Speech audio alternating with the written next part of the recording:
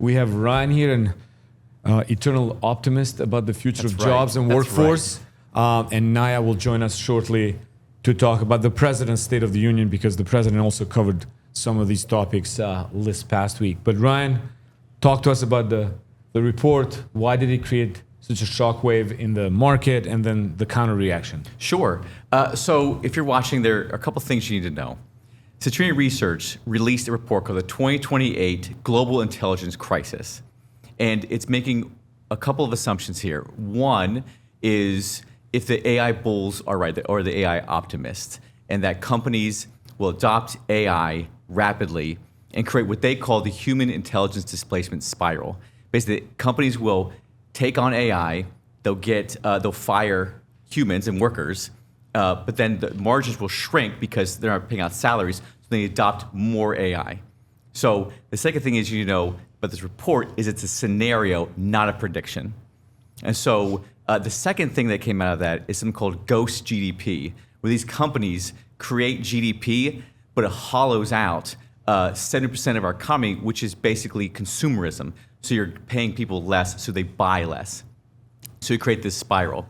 As you can imagine, the reaction was swift. The markets reacted, dropped 800 points. But we also, as a historian, I'm going to put some context here. It was actually the same day as the tariffs announcement from the Supreme Court, and the same day Claude said it could replace COBOL within companies. So that actually had a bigger impact. The one reaction I want to talk about is Citadel's. And they throw some stats at this report to say this is actually a different narrative. So unemployment is still at 4%. It's still pretty good for our economy. The second thing is that indeed, software engineering job postings have improved 11% year after year for the past 5 years. And the last is there's really no evidence that companies are incorporating AI into their systems faster than they were a year ago. So Citadel said, where's the fire, to Citrini's research. The bigger question is this hit a nerve. Much like the segment I did a couple weeks ago, it is in the social conscious right now. And it's almost like it tells you more about you and your opinion about AI, is if you take this optimist route on AI, or if you think humans are going to be far more important or part of this process. And also, I think a lot of people, when they see AI, there's a little bit of helplessness in this process. And so if you assume 2 years from now that AI is just going to take over everything, is like there are stops along the way that people have to hit. So that's kind of the gist of the report. Yeah, I mean, I thought it was an interesting thought exercise, but there were some significant flaws to it, right? I mean, well, for one, the timeline. You go from manageable unemployment to an extreme scenario in 2 years' time. It's way too compressed. There was also, and I think the Citadel rebuttal did a nice job with this, right? And just because AI can improve itself doesn't mean its integration into the economy keeps compounding. But at the end of the day, here's this hypothetical scenario, a flawed one, that's then treated as news and is moving markets. And to your point, I think that's exactly why it's a nice reflection of just how uneasy people feel about AI disruption. But there's so much noise out there, and that's why I think what we're doing here is so important, right? Such as with your task force, for example. I knew you'd pitch. Thank you so much, You're Martin, very to pitch welcome. to me for the AI, the task force AI in the future of work. Of the show, And our summit in 2 weeks, the AI Plus Education Summit, because these things matter. They matter to everyday Americans. And so the last thing I wanted to talk about is what you talked about. There's a difference between, yes, these models are improving, yes, it's exponential, but that does not mean they're being adopted.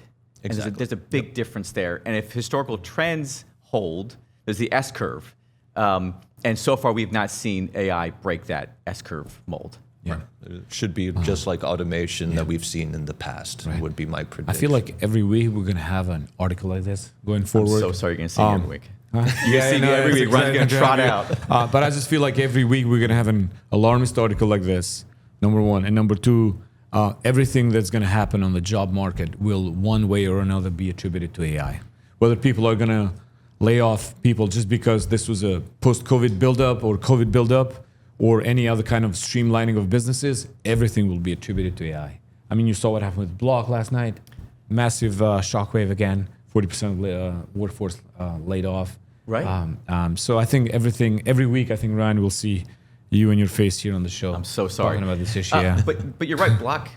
It matters because he actually just had, if you look at the stock price, it went up 15 points today. Right. But the context, we just had an inflation report come out, so the Dow dropped 600 points. And so you have this constant mix and flow of, and so seeing the truth is going to be harder over the long term.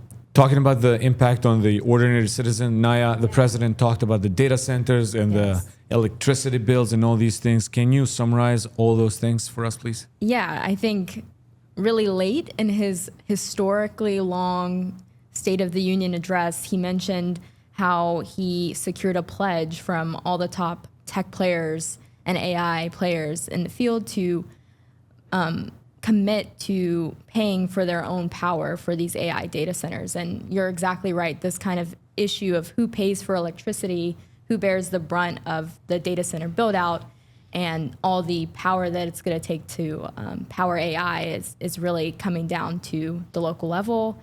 And a lot of everyday citizens are really upset about that. So secured this pledge, and POTUS is actually meeting with tech executives next week on Wednesday to officially sign this agreement for them to kind of have this behind the meter build out of AI and power. Nyah, I have a question from Alexandra from Virginia. She moved here from Maryland. Her question is, am I going to see my electricity bill increase because of the data center focus and centered in Northern Virginia? I think that depends on the local and state governments and what's happening in your communities. I think it depends on the power agreements that already exist. I think in Northern Virginia, it's Data Center Alley, so they have some kind of historical agreements with utilities, and that may or may not affect your electricity prices. But I think this behind the meter or tech companies paying for their own power should probably not affect your electricity prices now. But it's a good point. I think something that we need to think about is, as AI is not the only thing that is going to take electricity, right? Your computers that connect to these chatbots also take electricity. And as the world becomes a little bit more electrified, we're going to have to raise our power generation in general. So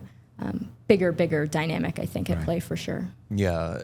Our energy infrastructure is a choke point, right? Not just for artificial intelligence, but just for economic growth in general. So we do need to make that investment in new and improved transmission lines, et cetera. Nyah, Ryan, thank you so much for joining us. Our last segment, Martin, as always, is how did we use AI in the office? So I think we have an interesting video from one of our colleagues, Aiden, and how he used AI in the office this past week. Hello, my name is Aiden Isaac. I'm a producer for the President's Tech Brief, SCSP's latest live show. My main role is to help collect the news topics that we choose for every week and writing the scripts and the research to make sure they fit with what we want to talk about, just making sure it all flows together seamlessly. It can be a little bit of an overwhelming task sometimes, taking care of the news all the time, 24/7, especially with the current news cycles.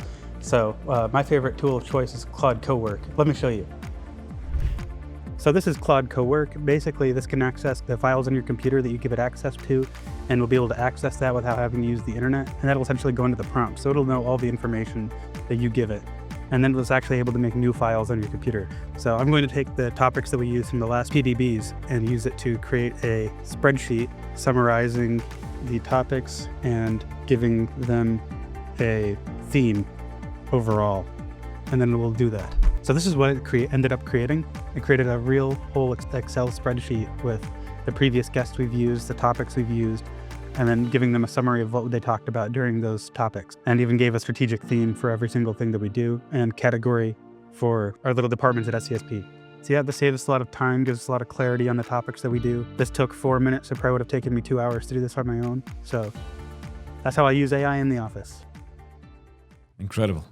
Martin, let's do a round of how each of us used, or one example of AI in the past week in the office. Yeah, well, this wasn't in the office because this was for personal use. So I went to one of our chatbots and asked it to put together an itinerary for a road trip. So I want to go to Cincinnati, but I want to take the slow road. So some nice back roads for good driving. I want to visit a few bourbon distilleries and have a nice place to stay, and then end up in Cincinnati on day 3. And so it put together a nice Route, I do want to double check it, looking at an actual map to see how exactly I'm being routed. But it gave hotel recommendations, restaurant recommendations, gave me approximate times for various segments. So very useful tool. The prompt was quick and easy, and I got a result back that looks quite good in 30 seconds. So big time saver. Nyah? I think I say this every week. I co-write with AI a lot, especially like Claude for writing. I like its prose, better sometimes versus others. So that's, I think, the biggest way of just compiling.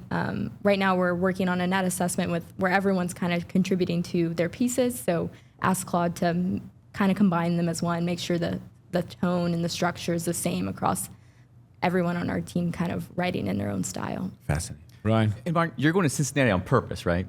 Well, I did live there for 8 years of my life. Okay. Oh, Yeah. I'd love to hear you. And I want to try the Skyline and I was just going to say, I want to report on that chili. Yeah. Actually, mine is, so I'm on a board for our camp at a church I'm at, and there was real problems with the app, people signing in. So I was on our advisory board last night, and I was like, I bet you I could vibe code this right now. And over the course, I wasn't paying attention to the meeting, but I was vibe coding, like literally produce an app that actually parents could sign up for to actually come to the camp and upload documents like during the course of the meeting. It just took an hour. And so there's the capability you have, like these people are like, well, I don't really know what to do. Like here's a technical problem. And I'm like, well, I don't have the software engineering degree, but like I have Claude Code. I'm like, and so I produced an app and showed it to them, like, and we might actually use it just because these are solutions in real time that you can produce. That's very cool. Fascinating. Thank you so much, Ryan. Nyah, Martin, this concludes our 4th live show. Thank you so much, guys. Please consider yourself briefed. Thank you for joining us. As always, like and subscribe on all our platforms and share with your network. And we'll see you next week.